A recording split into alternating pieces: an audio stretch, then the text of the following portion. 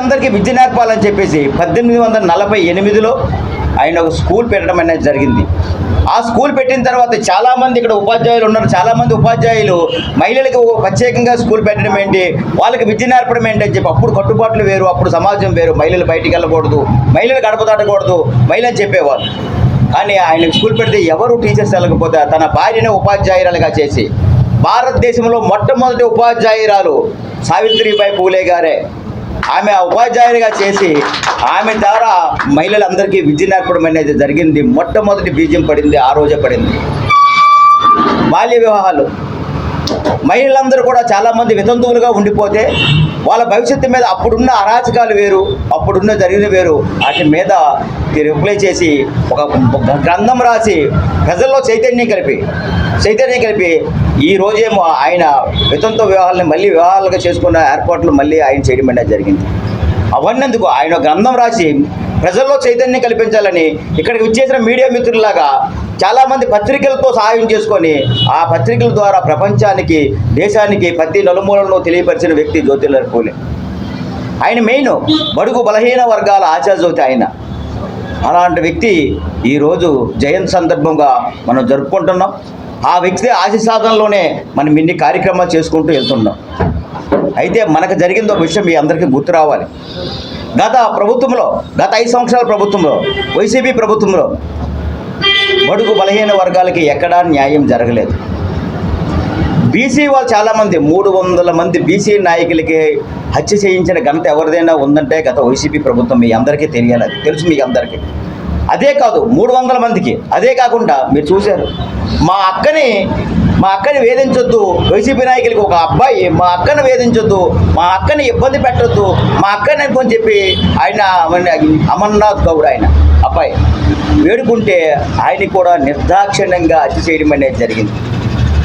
అవన్నెందుకు doctor Sudhakar గారు ఒక mask గురించి మాట్లాడితే ఒక దళిత డాక్టర్ గారు మాస్క్ గురించి ఆయన నడి రోడ్డు మీద ఆయన పరిస్థితి ఏంటనేది మీరు అందరూ చూశారు. ఇలా చూసుకుంటూ పోతే గత ప్రభుత్వం ఏం చేసిందని చెప్పన 75,000 కోట్లు బీసీ నిధులనేమో పక్కదారిని పట్టించిన ఘనత ఎవరికైనా ఉందంటే గత ప్రభుత్వానికే ఉంది. ఇవన్నీ చూడండి, ఒక్కసారి మీరు బ్యాక్ అండ్ చూడండి, అక్కడికి ఇచ్చేసిన అందరూ చూడండి. అంటే గత ప్రభుత్వంలో మొత్తం సర్వనాశనమైనది జరిగింది.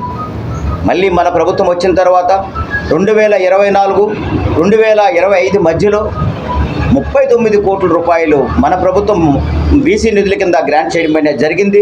ఇప్పుడు ఆ కార్యక్రమాలు జరిగింది. మళ్ళీ 2025, 2026తో తర్వాత కూడా 49,000 కోట్లు మళ్ళీ బీసీ నిధుల కింద పెట్టడం అనేది.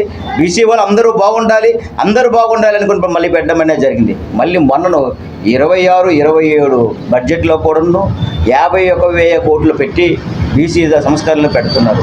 బీసీ హాస్టల్ కానీ మొత్తం అన్ని హాస్టళ్ళు కానీ తీసుకుంటే మాత్రం అన్ని ఎస్సీ, ఎస్టీ, బీసీ హాస్టల్ తీసుకుంటే మాత్రం మౌలిక వసతులు కల్పించడం జరిగింది.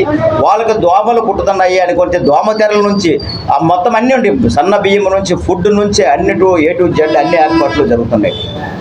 అంటే ఇవన్నీ నేను ఎందుకు చెప్తున్నానంటే గత ప్రభుత్వం తొంగలో తొక్కిన తర్వాత మన ప్రభుత్వం వచ్చిన తర్వాత అన్నీ కూడా మార్పు చేస్తుంది, బీసీ వాళ్ళ కోసం మాట్లాడుతుంది. బీసీ హాస్టల్ చూడండి ఇప్పుడు ఎలా ఉన్నాయి. గత ప్రభుత్వం మన ప్రభుత్వం 2014, 2019 మధ్యలో బీసీ హాస్టల్ పునరుద్ధరిస్తే తర్వాత వచ్చిన ప్రభుత్వం పూర్తిగా బీసీ హాస్టల్ని తొంగలోకి తొక్కడం కూడా జరిగింది. అంటే ఇన్ని కార్యక్రమాలు చేసుకుంటూ చంద్రబాబు నాయుడు గారి ఆశయం ఒకటే, బీసీ విషయంలో కూడా చాలా చొరవ తీసుకుంటున్నారు. 1000 కోట్లకు ఒక ప్రణాళికతో సిద్ధం చేస్తున్నారు. ప్రతి బీసీ వాళ్ళకు అన్ని కులాలు, అన్ని మతాలు కూడా బీసీ వాళ్ళకు కూడా ఆయన సాయం చేస్తూ ఆయన వెళ్ళడం అనేది జరుగుతుంది. మీకు ఒక విషయం చెప్పాలి, మీ అందరు కూడా బ్రాహ్మణ్ చాలామంది ఎక్కడ మన గుళ్ళ దగ్గర వాళ్ళకి 25,000 రూపాయలు జీతాన్ని కల్పించిన వ్యక్తి చంద్రబాబు నాయుడు గారు. మీరు చూడండి 25,000.